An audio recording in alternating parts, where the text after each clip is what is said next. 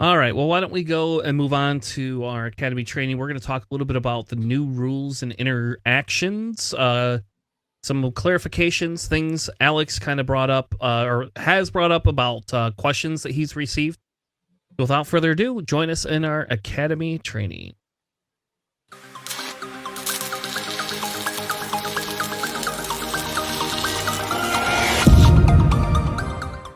Welcome to our academy training. Thank you all so much for joining us. Remember, click on the link in the description and you can sign up for a raffle to be a part of our giveaway for some TIE Fighter X-Wing tokens. But enough of that. We got some new rules. We got some cool stuff going on. It's one of those things where it's like, hey, what are we going to do? So what I wanted to do is go over a few of the erratas that kind of came up real quick and then get into some weird rules interactions that Alex has discovered through the weekend. So essentially, the official comprehensive rules document will be amended to essentially explain what the piloting keyword is when an ability attaches a unit or leader to another unit as an upgrade. For example, the piloting keyword. Any restrictions from that ability continues to apply to that card until it leaves play. For a unit to be considered eligible for that upgrade, the upgrade must have been able to be attached to that unit via the original ability. So that was the big, I think that was like their bigger one that they kind of talked about. They also, they went over that. Alex, I don't know if that's not really any new revelation. I don't think really. No, it's mostly just being like, hey, it gains these abilities and like it has to be eligible like for like Hondo, right? The new double blue Hondo or like the Survivor's Gauntlet. Kind of the interaction, you in order to play it on there, you have to do that. And one pilot a ship unless it says otherwise, right? So yeah. I had somebody play one of those shuttle T, well, I don't know what they are, like, and steal, like I played one of those Vipers, Star Vipers, I guess the two shields, and they play it, they steal the one shield.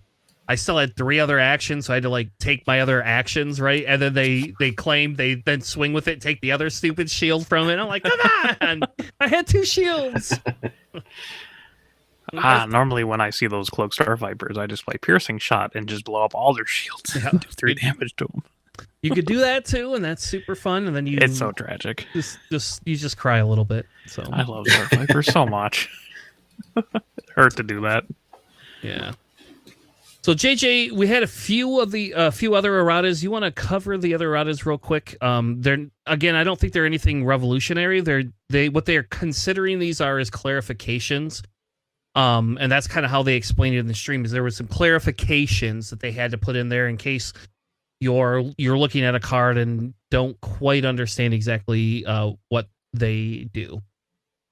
Yeah, and for the majority of these are it's still functionally the same for the majority of these cards. There, they just wanted to make sure they cleaned up some of the language on there, just for like future releases and stuff. So the first one here we got is the Blizzard Assault AT-AT from the original Spark of Rebellion deck.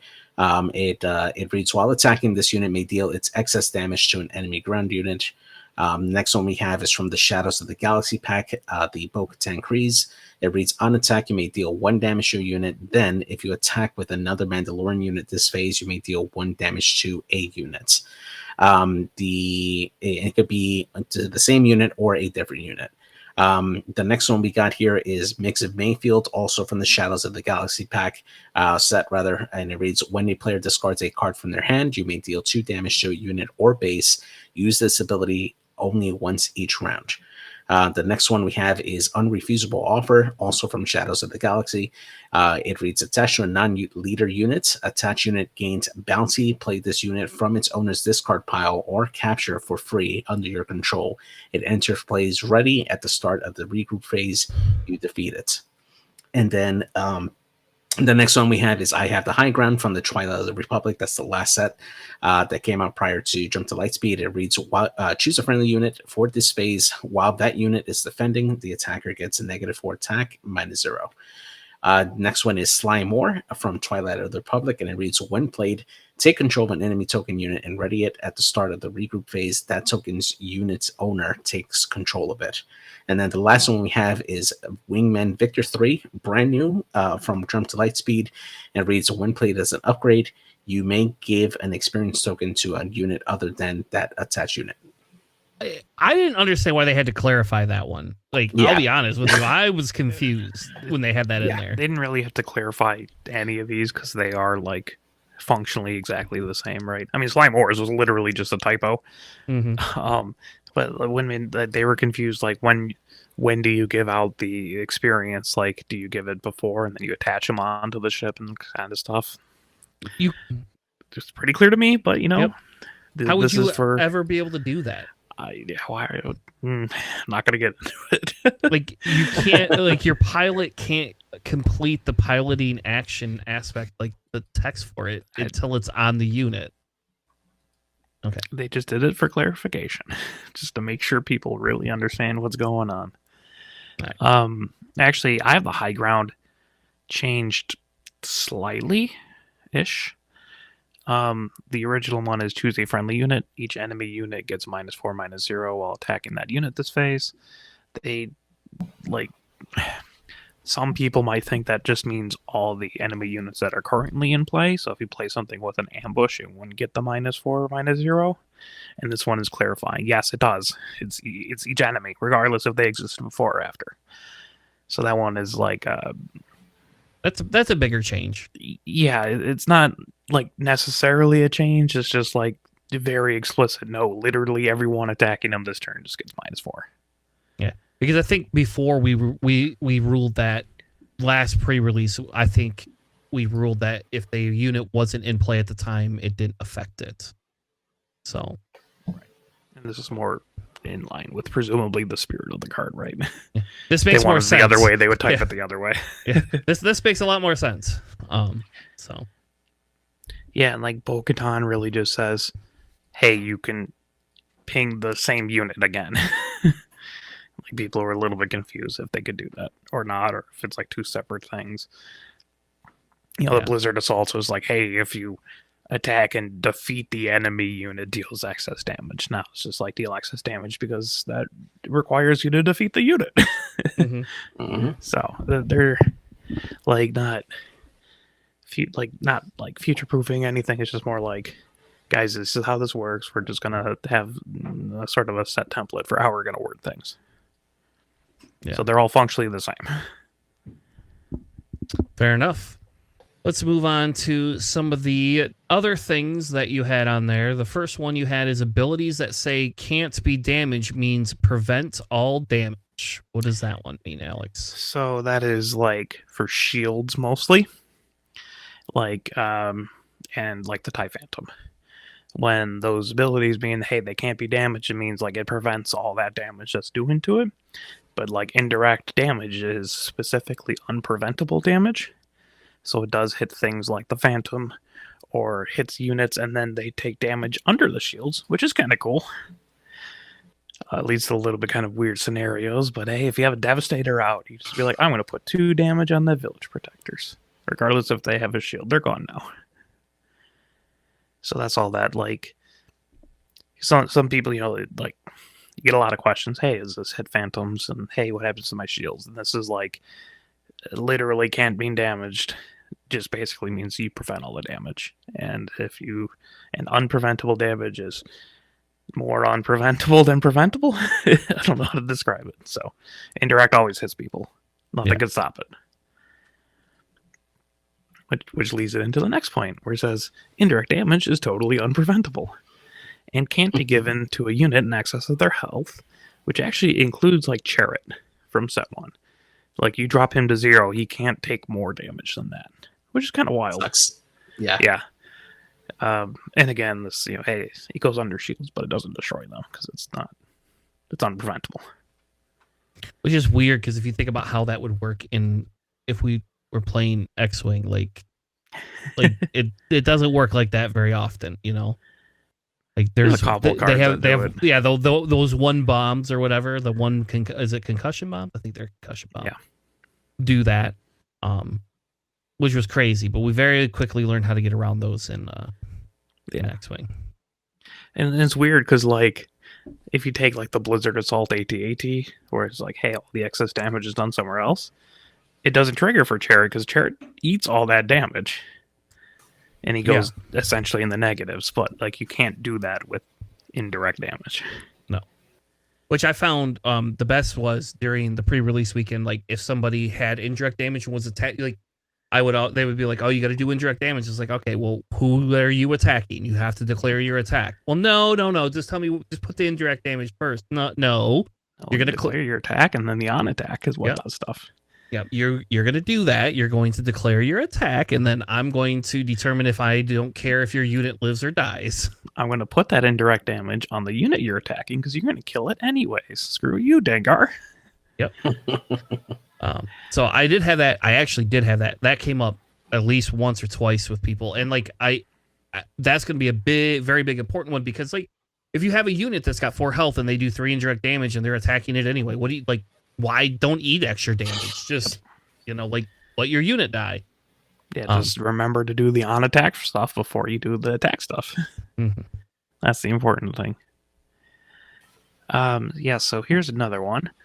Some cards specify how you play a card from your deck or discard. Like U-Wing reinforcements, you can only play pilots that you draw as units. You can't attach them as upgrades because it specifies units. A Fine Edition specifies upgrades. You can play them as upgrades despite other rulings saying that shouldn't work that way, but they made the exception for this. Interestingly, Cobb Vanth just says play the card that you put it in the discard pile. So it can either be played as a unit or the upgrade, as long as it meets like the cost requirements for its ability, right? So think more small things like R2-D2 and not like Chewbacca. Yeah. Which is crazy because like I don't know why a Fine Edition would let you play pilots as like I don't like that shouldn't. at all. Because it's clearly designed for the other, right? Like it's clearly designed like a dorsal turret or a stupid lightsaber for Grievous, like that's what it's designed for. Yeah, we're gonna get to that a little bit because I'm gonna skip right ahead because it's related to this, and then I'll jump back to this point. One of the things is pilots are considered a unit in out of play zones, like the discard pile. So you can't collect them with like the set 2 Razor Crest because they're units when they're not in the zones. Except for a Fine Edition, which they said works that way because we're FFG and that's how we want it to work. Because they are a unit and they're out of play zones, but they specifically pointed out that a Fine Edition can play them as upgrades. I don't. Yeah, I mean, like, it is what it is. Yeah, and then Cobb Vanth, they're just like, yeah, we didn't really intend on him working like that, but we wrote cards, so that's how it's going to play. So, which is kind of crazy. Here's another interesting one. Cards that are currently in the ground arena are considered ground units, even if they were space units previously, like Blue Leader, right? Where there's the 3/3 ambush, or you could pay 2 extra, then put it on the ground and give it 2 experience. Mm-hmm. They're considered ground units when they're on the ground. So things like Shoot Down that only damage space units won't actually hit Blue Leader when Blue Leader is on the ground. But other things that hit ground units like Greedo or Bloodsport or whatever, that will hit them when they're on the ground. Initially, I believe we had this, we asked this question, and I'm just like, well, it says space unit on the card, so I would assume they'd still be space units. Nope. If they're ground units, or if they're in the ground arena, they are considered ground units regardless of what the card says. I guess that kind of makes sense. Like if you think about like how the pilots work, right? You have Poe that could be a pilot, but also a ground unit, and he's not a pilot unit on the ground. He's a ground leader unit. So... Right, but Blue Leader is a space unit, and now it's on the ground. But because it's no longer a space unit, it's on the ground. The card says space unit, so that's why I initially thought it would just be a space unit, but it's not. It's considered a ground unit. It landed and it's driving over the terrain, shooting things. Yeah, those wheels. It's got landing gear. So anything in the space arena is considered a space unit. Anything in the ground well, any unit in the space zone, space arena is considered a space unit. Any unit in the ground arena is considered a ground unit, regardless of what it says on the card. Kind of weird, a little counterintuitive, but I'm glad they clarified that. Also, they specified that tokens now trigger when played abilities. Now they give them all like when created abilities, which didn't used to be how it works, but now it does. So it works with things like set one wedge that gives all your vehicles +1/+1 in ambush when played. If you create X-wing tokens or TIE fighter tokens, they also get +1/+1 in ambush now. That's pretty sweet. I Yeah, gotta put him even out of aspect Thrawn. Yeah, so good. No, JJ, you're not going to play him out of aspect and throw. Yeah, it's only out of one aspect, okay? All right. It only costs 7. Exactly. Next up, they said that pilots have the split text box very clearly, and that they have separate abilities depending on where they're played, but are considered to have the full text box. So, like, like Vader unit, right? You can play them as a ground, or you can attach them up. Like any pilot. Some of them have abilities, like Mandalorian we were talking about, right? If you play him on the ground, he exhausts 2 ground units. So that's an ability. He doesn't get that when he's an upgrade, and he doesn't get the upgrade ability when he's a ground unit. But they have the full text box. So like Hero Boba from set 2, that because piloting is a keyword, that will trigger Boba when they're played as a unit. So, which I think that makes like that's so for a guy that works in like I do programming and coding sometimes, like that makes complete sense because it's like I have one big box that's encompassing the 2 smaller things, and that's how you would build a code set. Right. Like the unit still has the keyword piloting, it just doesn't get the piloting abilities if it's not piloting something. Yeah. Yeah, I didn't have that one come up at all this weekend, but that makes it. I guess nobody's playing Boba Hero, so like, I hope not. you don't have to worry about that. And I don't know if there's anything in set 4. I don't remember anything that would trigger that where we would have to be concerned about something like that. I don't believe so. Yeah. I mean, it might be relevant if they're trying to like play them on ground and they're like trying to use the upgrade stuff, but. That's just them not reading. Up next is that pilots are considered an alternate cost. Like smuggle is an alternate cost. So things that allow you to play stuff, you can't use the alternate cost for. Like you can't, like before in set 2, you couldn't smuggle out a bamboozle for free by discarding a yellow card from your hand. This one is very specifically saying, hey, you can't play pilots by smuggling them out. Because you're already using the smuggle cost as the alternate cost to play the card. You can't use that and then also try to use an additional separate cost to put them as an upgrade. So it's like a tech thing, right? Like this applies with tech? Yeah, anything with an alternate cost. But yeah, if tech gives them smuggle, because there's no pilots that have smuggle for that reason. Mm-hmm. But yes, if you have tech out, you couldn't smuggle out pilots and use them as upgrades. Which I think is huge, because if they could, can you imagine what that Han deck could do? Like, oh my gosh. Yeah, that's not okay. I was gonna say, did you already build a deck around that, Alex, before you found out that?